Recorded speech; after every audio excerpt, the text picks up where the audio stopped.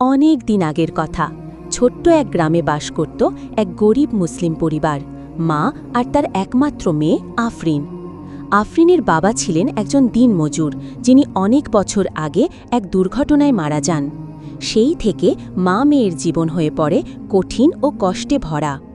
দিন কাটত অনাহারে, কষ্টে। মা হালিমা কখনো কারো বাড়িতে কাজ করতেন, কখনো খালি পেটে রুটি বানিয়ে মেয়ের মুখে তুলে দিতেন। কিন্তু দিনকে দিন কাজের সুযোগ কমে এলো, গ্রামের মানুষও গরিব হয়ে পড়ছিল। একদিন ভোরে ঘুম থেকে উঠে আফরিন বলল, মা, খুব খিদে লাগছে, গতকালও তো কিছু খাইনি।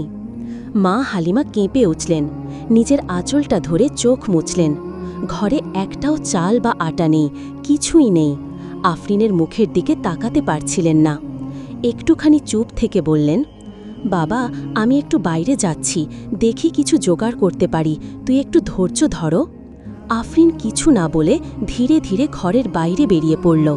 মনের কষ্টে, পেটের খিদেতে হেঁটে চলে গেল গ্রামের পাশের ছোট্ট জঙ্গলের দিকে। সেখানে গাছগাছালি, ঝোপঝাড় সবই ছিল নীরব, কিন্তু আফরিনের ভেতরে চলছিল একরকম যুদ্ধ। হঠাৎ করে এক ঝোপের ভেতর কি যেন চকচক করে উঠল। কৌতূহলবশত আফরিন এগিয়ে গিয়ে দেখল একটি মাটির পাতিল পড়ে আছে। পাতিলটি ছিল পুরনো, তবে মাঝখানে একটা অদ্ভুত লালচে চিহ্ন ছিল, যেটা যেন জ্বলজ্বল করছিল। আফরিন পাতিলটা তুলে নিল, ভাবল এটা হয়তো ঘরে নিয়ে গিয়ে মায়ের কাজে লাগবে। সে পাতিলটা নিয়ে ঘরে ফিরে আসলো। মা অবাক হয়ে বললেন, এটা কোথায় পেলি? আফরিন সব কিছু খুলে বলল। মা পাতিলটা ধুয়ে সুন্দর করে রাখলেন।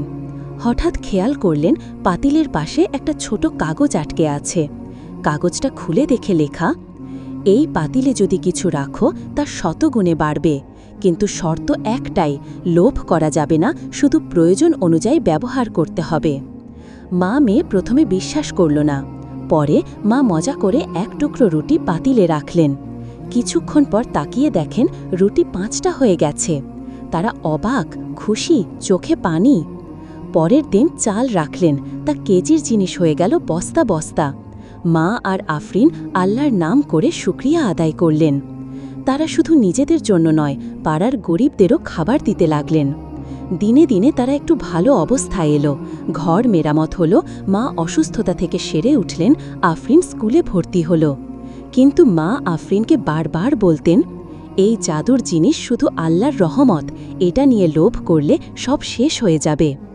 একদিন পাড়ার ধনী এক লোক বিষয়টা জেনে গিয়ে পাতিলটি চুরি করার চেষ্টা করে, কিন্তু যেই সে হাত দেয় পাতিলটা আগুনের মতো গরম হয়ে যায়। সে ভয় পেয়ে পালায়। অবশেষে গ্রামের মানুষ জানল আল্লাহর রহমত কোনো এক জঙ্গলের কোণে আফরিনের মতো এক নিষ্পাপ হৃদয়কে আশীর্বাদ করেছে। শেষ কথা, জাদু নয়, বিশ্বাস আর দয়ার মধ্যেই থাকে প্রকৃত শক্তি। আফরিনের জীবন বদলালো শুধু এক পাতিল দিয়ে নয়, বরং তার মায়ের দোয়া আর নিজের সরলতায়।